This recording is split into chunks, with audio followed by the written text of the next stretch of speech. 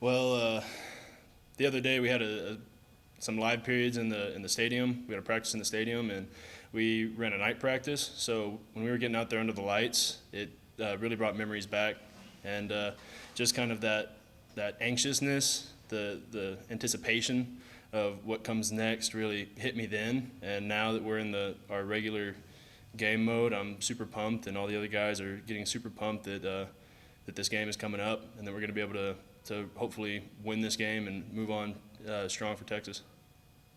Last one for me, I guess. I know this has been an unusual off season and just probably regular season, but with all the cross training y'all have done, have you seen anything unique or anything, or have you had to learn any different positions that maybe you played in high school or something like that? I when all this stuff started happening, they started cross training us at different positions. That way we could step in if need be. And I played right guard last season, and this time I've been playing at left for a while now, and I even got some snaps at center. I had to learn how to snap, and I think I caught on to it pretty quick. Snapping, or I mean, being at center, it really helped me along as far as my feet go, and some fundamental things about the offense. So I really benefited from that. We'll go to Don Williams.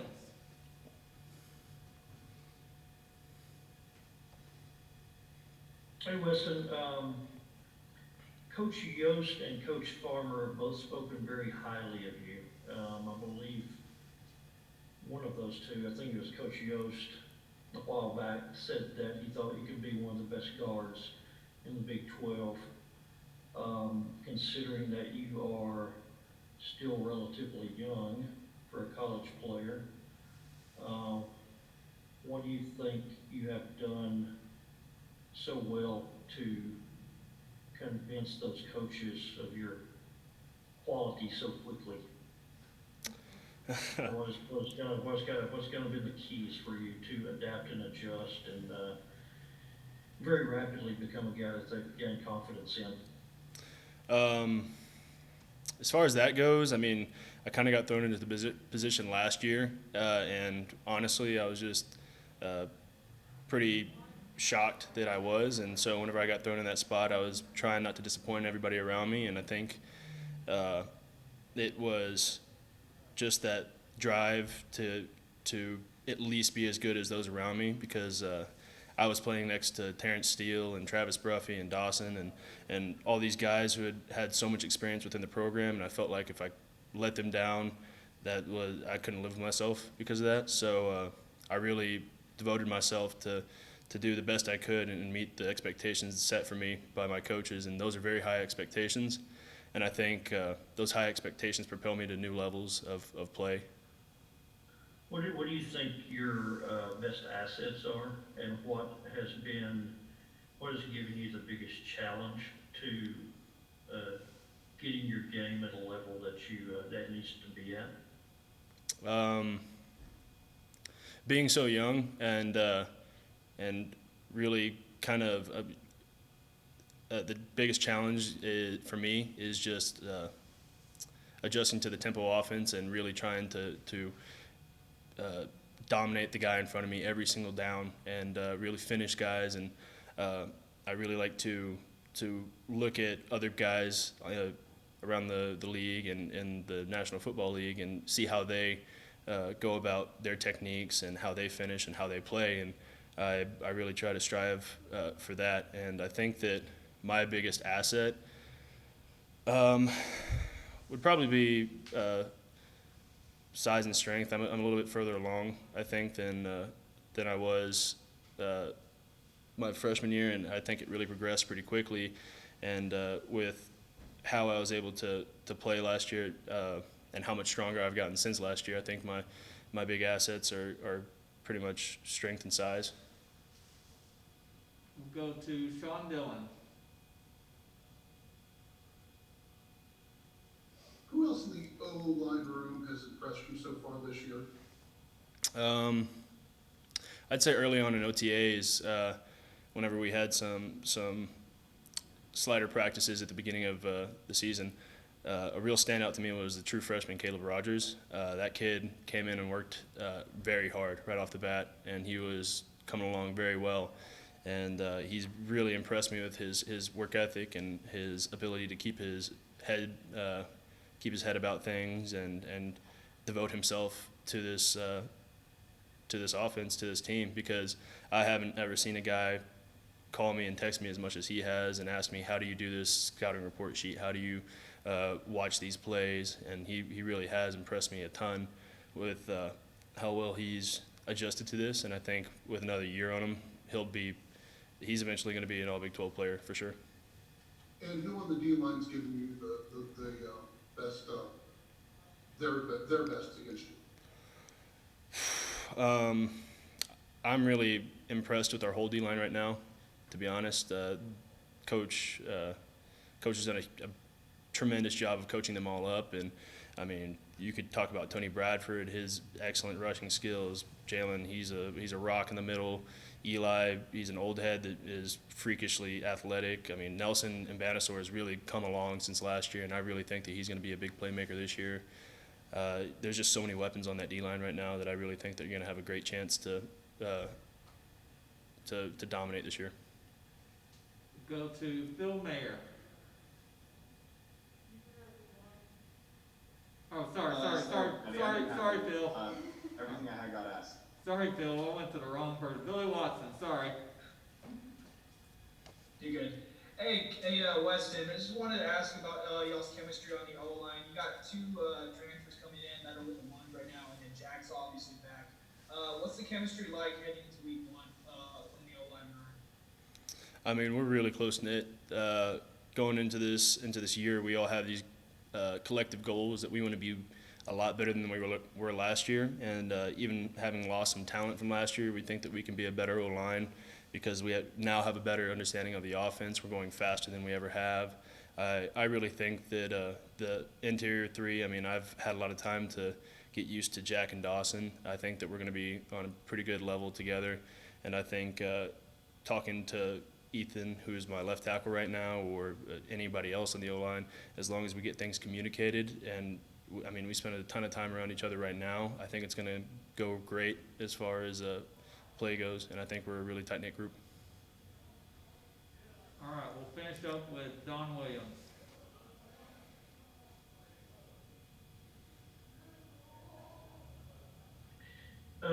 Weston, following up on something you mentioned a moment ago, you're talking about the defensive lineman. Is there any one or two defensive linemen that you seem to go against more than others in practice? Do you have any daily battles with any of those particular, like defensive tackles or those guys or anybody?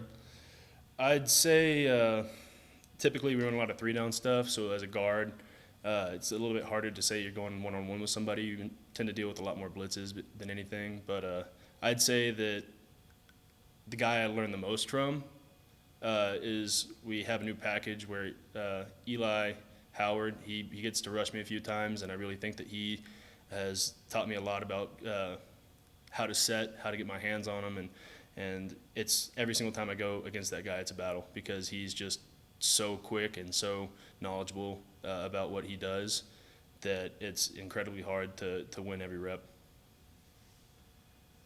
Let's see. Am I remembering correctly, you played primarily tackle in high school? I did.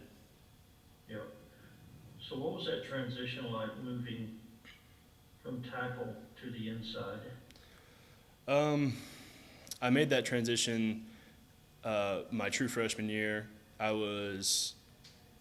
played like 2 months of tackle while I was here, and then it pretty much immediately got pushed down into guard by the old coaching staff. And initially, the transition was kind of hard. I was used to just setting and being able to run the guy through, but as a guard, you have to set things down. You can't just run it upfield. And it was difficult, but I think that this is my more natural position. As much as I love playing all positions, I enjoy center, I enjoy guard, and I hope to one day get some chances at tackle again. But I think I'm really excelling at guard more than either of the other two. Terrence Steele making the Dallas Cowboys 53-man roster. What have you guys in the locker room thought about that? You guys in the O-line room? I had I was fortunate to play by him last year, and this last spring when everybody was in quarantine. He's from a town about 15 minutes away from mine. Our high schools played each other, and we were able to lift together. And he was actually training the entire time. And this was about right after he got signed, so we were lifting and talking to each other and really getting to spend a lot of time together. So being able to see Steele make that roster is a huge thing, and I'm really excited for the guy, and I know the rest of us are too. I mean, it's so big being able to see one of your old brothers get to that next level and really succeed, and hopefully he'll have a chance to start. What did you do during quarantine, the time when you were away this spring and summer? I went back home, and when I was home, I was mainly lifting and running and training for the most part. It was just a ton of that. All right, well, one last one from David Collier, and we'll be done with Weston. So I'm sure you guys still are game planning and whatnot for HBU, but did you have a chance to watch them play over the weekend, and what have you seen from their defensive line? From their defense as a whole, they're well coached and they play hard. And even though they might be smaller or lighter, it doesn't really matter that much, because if we're out of position, we're not going to make mistakes. They're going to be able to capitalize on it because they're so well coached. And so looking at it, we got to go in this week with our A game, and if we hit them in the mouth and hit them from the jump, then I think that we can do very well against that team. But jumping off the screen, these guys just are flying across the field. With the scheme, it lets me run fast, play hard. Like the way the play is set up, it's a linebacker-based defense, so that's what it is. Who's a guy who's kind of stood out to you in terms of someone who maybe made the transition to Texas Tech and the defense easier for you? I could say really Coach KP stood out to me. He was a good coach. Coach Kaz, he been coaching us up. The players, we all get along. We all help each other with the plays and lead each other. Go to Carlos Silva. Rashawn, kind of playing off some of those questions, I guess for you, what kind of style of play can you kind of describe the way you play that's allowed you to be so successful in tackling and just being able to make those open field tackles? I would say playing with relentless effort. Every play, like I want to make every play, every tackle. If I ain't make it, the play not over yet. You know, everyone talks about the transition from junior college to college. What's been the biggest, I don't know if struggle is a wet word, but I guess the biggest adjustment you've had to make, or the biggest thing you've seen that you had to improve on while you've been here? With that, I really don't know. It's about the same from going from junior college to D1. What's it been like to kind of play alongside a Rico, and then obviously adding Brandon, and then adding Colin over the recent days? I guess what's Colin, and I guess what are Rico and some of the other linebackers like? They real cool. We all close in the linebacker room. We talk, help each other out when we need, call, text each other, whatever. Last one from me, I guess just going to Colin and making that quick transition from going from one school to another as quickly as he has. I guess how have you seen him evolve or just develop into that starter at will, and what has he done to kind of merit your approval for that? I would say he really picked up the playbook. Like as soon as he got here, he really knew the plays. Go to Phil Mayer. You talked about the talent being similar, but I'm curious, what sort of the differences and similarities between the locker room and how the players sort of interact with each other, and what relationships are like going from JUCO to a program like Texas Tech now? With coming to Texas Tech, I feel like it's closer. With being in JUCO, I feel like it's more every man for themselves, because you really not there that long. It's like you get new players every year, but coming to a 4-year, it's like you here for 4 years. So you build more relationships. Go go to Don Williams.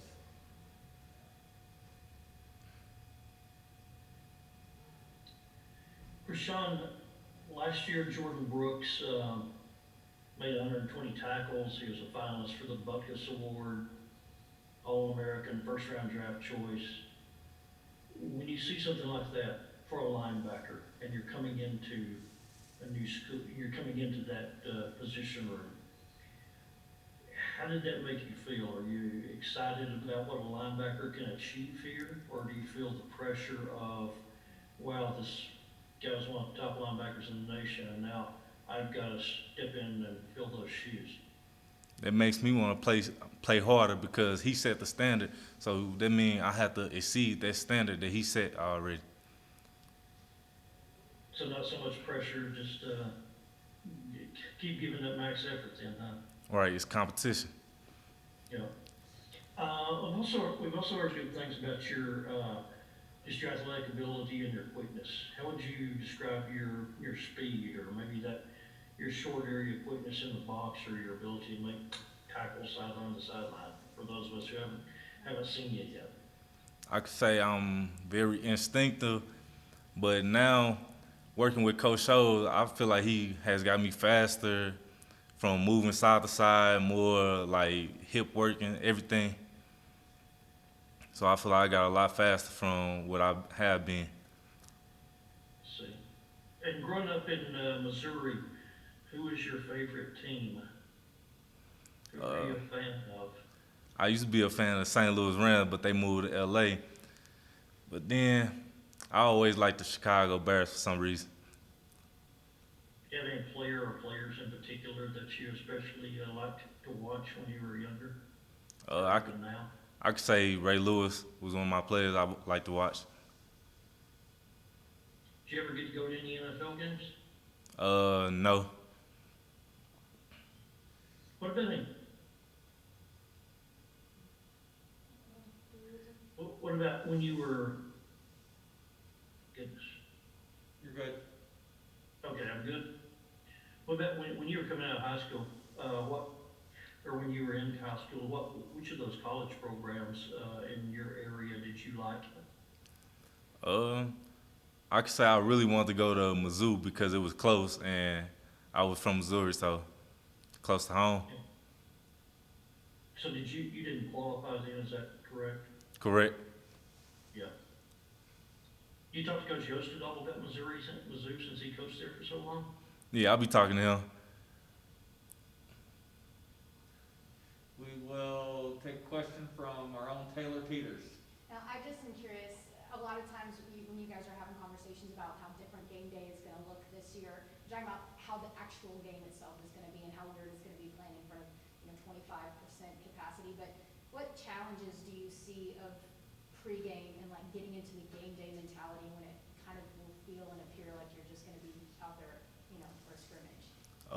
I could say I'm already used to it because I came from JUCO, so really it wasn't that many fans. It was like playing in a high school stadium and not that many people there already. So I could say it'll feel the same to me, but different to people who have been here for 4 years. Do you have any advice for some of those guys? About just being intrinsically focused and kind of in your own head about it?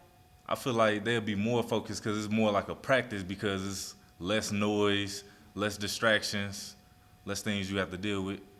And last question for me, just in light of a lot of the conversations and discussions that the team and the coaching staff have had about sort of racial injustice here in the last few weeks, the team has been really intentional about going out in the community and giving back and going and doing community service. A, why is that important? And B, what is the call to action that you're asking for from the community? I feel like it's always important to give back to the community. The cause of action was to help the east side of Lubbock and get more help over there. We will go to Carlos Silva, then we'll finish with Don Williams. Rashawn, I've been asking some other players this. I know coaches have talked about cross-training. Obviously, you probably know all the linebacker positions. What's something you learned from being able to cross-train and maybe play a different position or just something that maybe you haven't played in a while? I could say it makes us more versatile in what we could do like and show our ability on in different areas. So for you, what were some of the positions you cross-trained with, and I guess what was a position you played before you decided to play linebacker? Uh, really, I used to play DN, and like my freshman year in high school, then I switched to linebacker. So really, cross training it wasn't really that hard. So when you say you went from defensive end to linebacker, was that a coach's decision, or did you kind of feel like that was something that you needed to do? I feel like it was something that I needed to do. Go to Don Williams to finish this out. So, Krishan, when you were at Garden City, the scheme that you played in last year, where you made all those tackles, were you were you playing like middle linebacker in a 4-3? Did y'all play a 3-4? Or what kind of scheme did y'all have, and what position were you in that scheme? We played a 4-3, and I played the Mike linebacker. So you're right in the middle then. And I was also curious, you're wearing uniform number 1, being a new guy, walking in the door. How did you pull that off, getting to wear number 1? I assume there's probably quite a few guys who want to wear number 1. To be honest, I wanted number 17, but it was already took, so I went with number 1. Well, at Arizona, we ran kind of the same scheme, but in terms of football, defense is defense no matter where you are, and it's just a matter of getting down the terminology and calls and certain checks and stuff like that. But I've had a pretty smooth transition, getting extra time with Coach Cause and just being in the film room a lot. So for you, when you kind of decided to transfer from Arizona, I guess what made Texas Tech so appealing to you? I mean, I was familiar with them last year because they were on a schedule, so they had some pretty good linebackers running around during that game. Had a really good talk with Coach Wells and KP, and just felt like a good fit for me. Last one from me, I guess just when you were talking to Coach Patterson, Coach Wells, I guess what was their vision for you as being a linebacker in this defense? Because obviously they have a first rounder in Jordan Brooks from last year. I guess what is your vision, and what was their vision, and how did that align? First, our vision was to win a Big 12 championship, so they thought that I could help contribute to that, and I thought the same as well. And this defense is pretty linebacker friendly, which benefits me. And if I'm producing and the team's winning, then everybody's winning. Go to Eric Kelly. Colin, we saw the first handshake, even before Coach Sumlin that Matt Wells went to get, was you. You all had a little conversation. Do you remember any of it?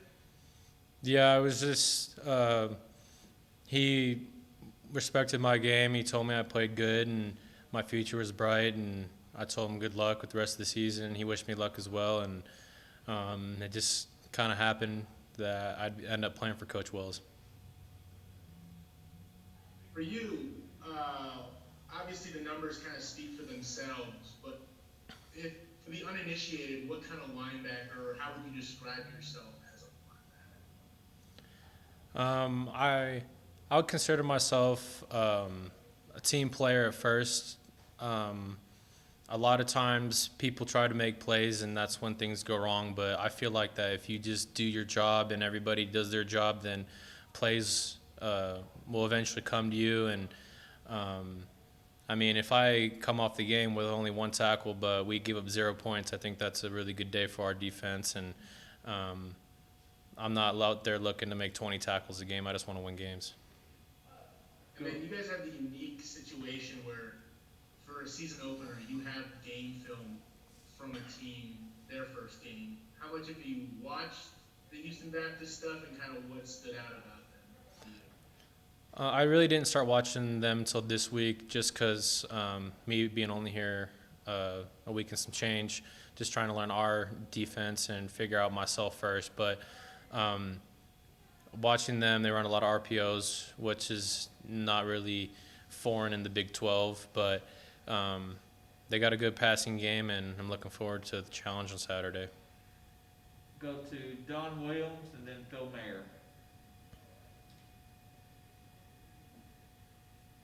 Hey, Colin, just looking back at your recruiting profile a week or so ago from when you were coming out of high school, like I said, it's been a few days since I looked at it, but if I remember right, was Arizona your only offer from the Power 5 program? Correct. Yeah. So a lot of Texas Tech guys come here feeling that they're kind of overlooked and under-recruited. Did you feel that way when you went to U of A? Yeah, I felt that way when I first showed up to Arizona, but I mean, you can only play for one school, so it doesn't matter if you have 32 offers or only one. You can only play for one. So I just kind of use it as fuel for me to go out there and prove not everybody else in the conference, but everybody else in the nation wrong, and prove that I can play at this level.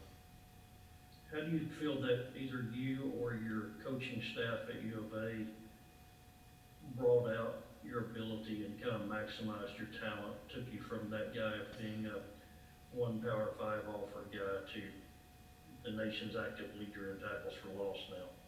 Yeah, it just happened pretty much out of nowhere. I didn't really sit back and count how many TFLs I had after every game after the season. It was just like, oh, Colin, you have X amount of TFLs. Like, it's pretty high on the list right now. And then it just gradually grew. But my time at Arizona, I had 4 linebacker coaches in 3 years, the seasons that I played.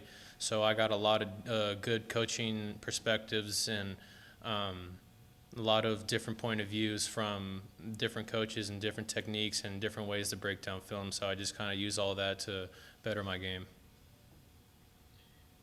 And considering all the success that you had there, when the Pac-12 decided not to play this fall, how difficult was it to leave a place where you had so much success, or was it easy to say, I'm a football player, I want to play football? No, it was a very difficult decision. It happened really quick too, so I had to make a really tough decision in a short period of time. And with my brother just transferring to Arizona, and we had a little bit of hope that we would play together once again. It was hard for us to open our recruitment and go our separate ways. But the really tough part about it is Arizona did nothing wrong. It was a conference choice for them to not play, and I have no bad blood over there. I still wish everybody the best at Arizona, but personally, I just couldn't sit back and watch the rest of the teams that decided to not opt out of the season play. And I feel like when it's fall time, it's football time, and that's what my family and I chose to do. Go to Phil Mayer. So obviously you had a successful 3 years at Arizona, and I'm sure you always envisioned yourself finishing your career there. How weird is it going to be suiting up for a new school for this last year? It's very weird. I mean, yeah, I've had a pretty successful career at Arizona, but that doesn't really mean anything. It's a different conference, and it's a new year for me. So I'm going to try to show my talents here in the Big 12 and show what I can do. And I think that it's a pretty good challenge for me because I know what I can do in the Pac-12 now. I'm just trying to branch that out. Yeah, and then how would you sort of compare the vibe that the Arizona locker room had while you were there to what's going on at Texas Tech from what you've seen so far in your first few days? I would say it's probably more similar than it is different. I mean, at Arizona, we were all pretty close. A lot of us went through a lot of coaching changes and coordinators and position groups, so we really only had each other a lot of the time. And especially my recruiting class 2017, by the end of 2019, a lot of the same guys that came in weren't there. So you really have to come together and have a lot of camaraderie in the locker room and get along and hang out outside of the facility, which is something that we can't really do right now here at Texas Tech. So a lot of the time that I spend with the players here is on the locker room and on the field. So I'm slowly getting to know the guys as much as I can and to the best of my ability with the small time I have with them. Okay, and then last one for me. You're a California guy. You've only been in Texas a little while, but have you tried Whataburger yet? And if so, how does it stack up with In-N-Out?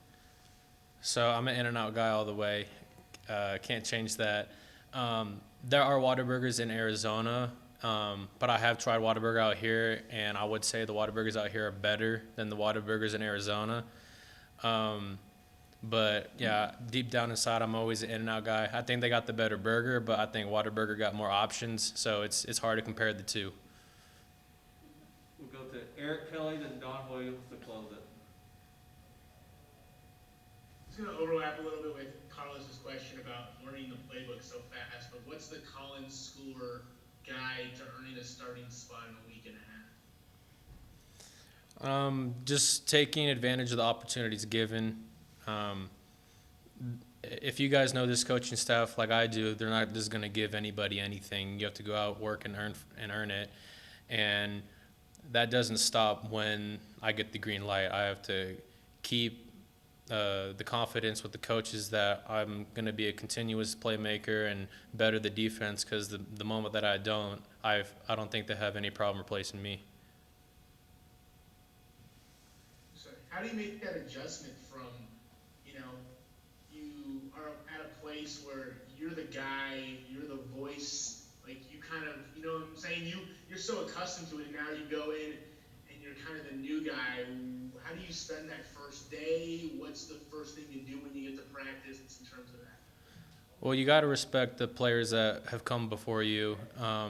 So the older guys here, I have as much time here as some of the freshmen. So even the sophomores and juniors that have been here a couple years, you got to respect their time here and their culture and the way that things are done around here, and just be vocal on the field, but adapt to the culture in the facility and the strength staff and everything like that. So it's been a smooth transition for me with all that.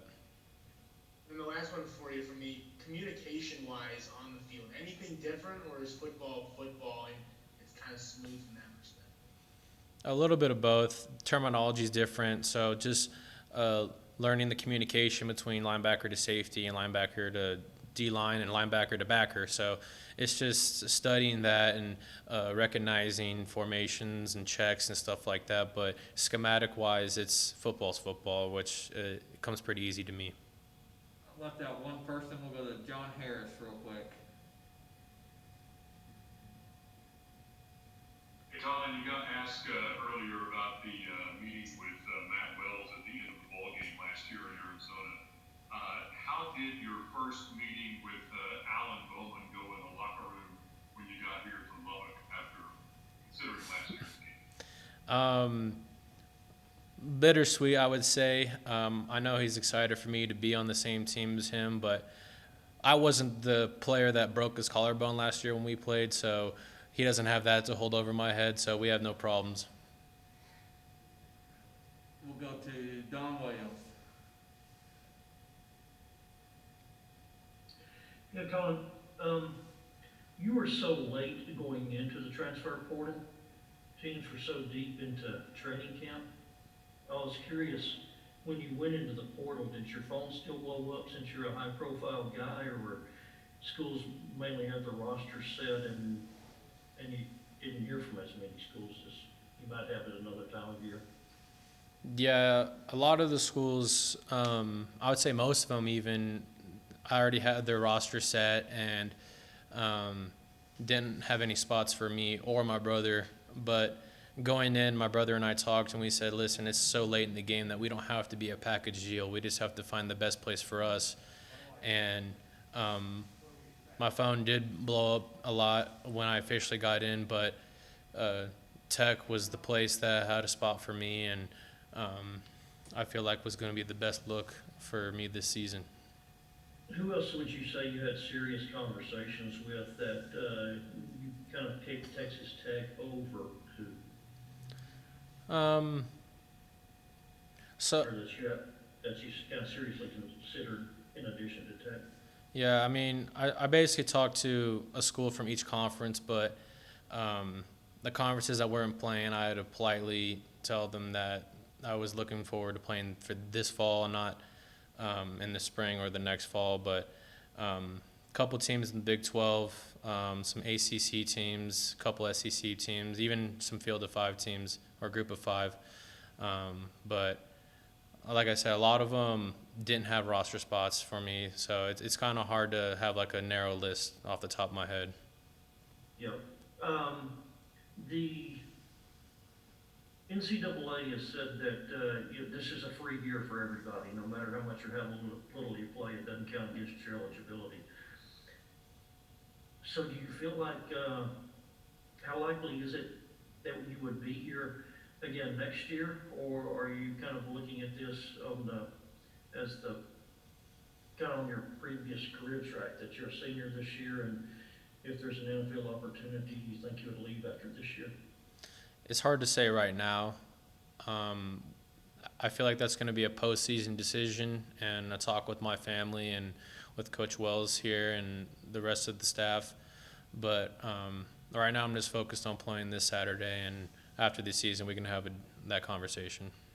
Yeah.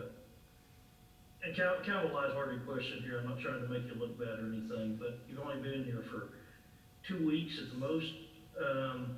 If everybody in the defensive two deep are sitting there in front of you, how many guys would you be able to name without looking at the roster? It's tough. I'd probably say I'm about 50% right now.